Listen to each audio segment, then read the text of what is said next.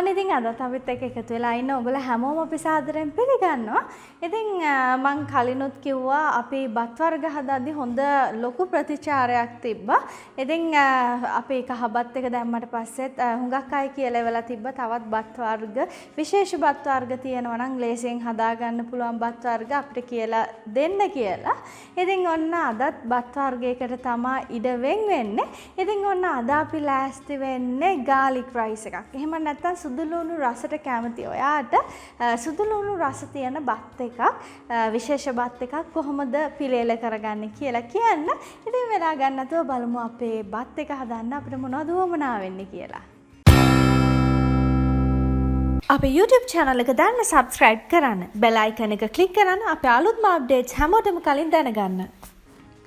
මෙතන උවාගත්ත කීරිසම්බ හාල් කෝප්ප 3ක් අරගෙන තියෙනවා. ඔයගලන්ට අවශ්‍ය ප්‍රමාණයට ගන්න පුළුවන්. ඒ වගේම බිත්තර 3ක් තියෙනවා. මෙතන අවශ්‍ය ප්‍රමාණයට පොල් තෙල්, ඒ වගේම සෝයා සෝස් මේස හැන්දා, ලුණු අපේ රසයේ විදිහට. මෙතන සුදු ලුණු දෙවිදිහකට කපාගෙන තියෙනවා. සුදු ලුණු පෙති විදිහට කපාගෙන තියෙනවා. මෙතන බිග් 5ක් විතර තියෙනවා. ඒ වගේම තවත් බිග් 5ක් විතර චූටියට chop කරගෙන තියෙනවා. මේක පොඩි කෑලි කපා ගන්න ඕන. ඒ වගේම මෙතන සැල්දිරි කොළ ටිකක් අරගෙන තියෙනවා. ඔයගලන්ට පාස්ලි ඒ වගේ කොළ ලුණු කොළ අරගන්න පුළුවන්. ඒ වගේම මෙතන බටර් මේස හැන්දක් අරගෙන තියෙනවා. ඉතින් මෙන්න මේ දේවල් තමයි අපේ garlic rice එක හදාගන්න උවමනා වෙන්නේ. අපි වෙලා ගන්න නැතුව බලමු කොහොමද අපේ rice එක හදාගන්නේ කියලා. අපි ගන්න භාජනයේ අඩිය වැහෙන්න විතරක් අපි පොල් තෙල් ටිකක් එකතු කරගන්නවා.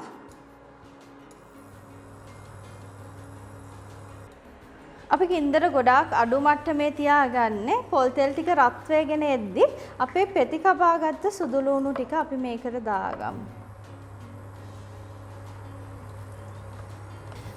මේ සුදු ලුණු පෙති ටික මේ වගේ රන්වන් පාටට හොඳට බැද ගන්න ඕන. ගින්දර ගොඩාක් අඩුවෙන් තියාගෙන බැද ගන්න නැත්නම් එක පාටම මේක රන්වන් පාට වෙනවා. ඒ වගේම රන්වන් පාටට ක්‍රිස්පි හුඟක් ක්‍රිස්පි ගතියට මේක තියෙන්න ඕන. අපි ඊට පස්සේ මේ ටික මේ විදිහට තෙල් බේරෙන්න මේ වගේ ස්ට්‍රේනර් එකක් උඩ හරි ටිෂු එකක් උඩ හරි තියලා තියමු. ඊට පස්සේ අපේ chop කරගත්ත සුදු ලුණු ටික මේකට දාගමු.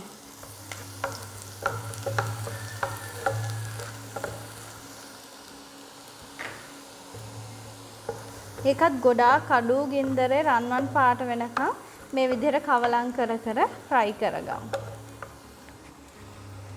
දැන් මේ සුදු ලුණු ටිකත් රන්වන් පාටට හොඳට බැදීගෙන එද්දී අපි කලින් වගේම තෙල් ටික මේකට දාලා සුදු ලුණු ටික පෙරා ගන්න ඕන. මේ වගේ සුදු ලුණු ටික රන්වන් පාටට බැදුනට පස්සේ අපි මේක මේ විදිහට පෙරා ගමු.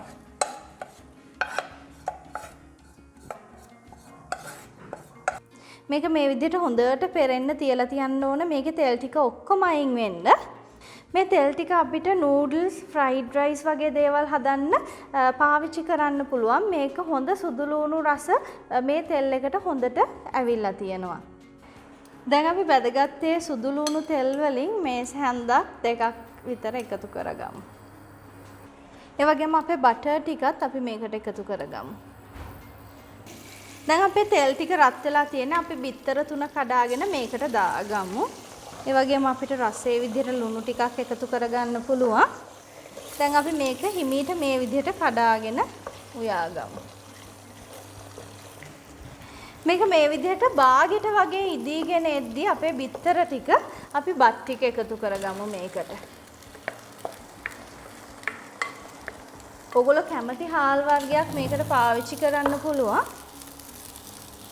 අපි මේ බිත්තර බාගෙට ඉදිච්ච බිත්තරෙත් එක්ක මේ ටික කවලම් කරගමු.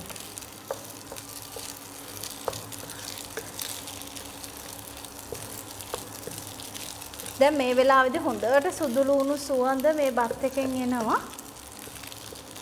අපි පාවිච්චි කරේ තාම සුදු ලුණු තෙල් එක විතරයි. සුදු ලුණු බැදගත්ත තෙල් ටික විතරයි අපි මේකට පාවිච්චි කරේ.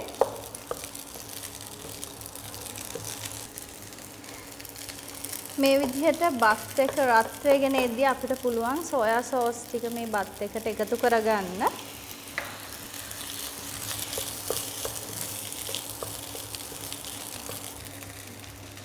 ඒ වගේම අපිට අවශ්‍ය ප්‍රමාණයට ලුණු එකතු කරගන්න පුළුවන් බත් එකට.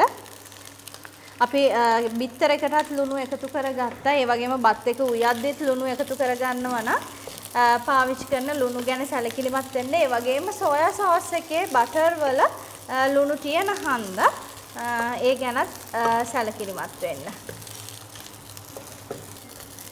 මේ බත් ටික දැන් හොඳට ටෙම්පරාදු වුණාට පස්සේ මේ තෙල් එකත් එක්ක අපි ලිප ඔෆ් කරගන්නවා. අපේ බිත්තර ටිකත් හොඳටම දැන් කුක් වෙලා තියෙන්නේ.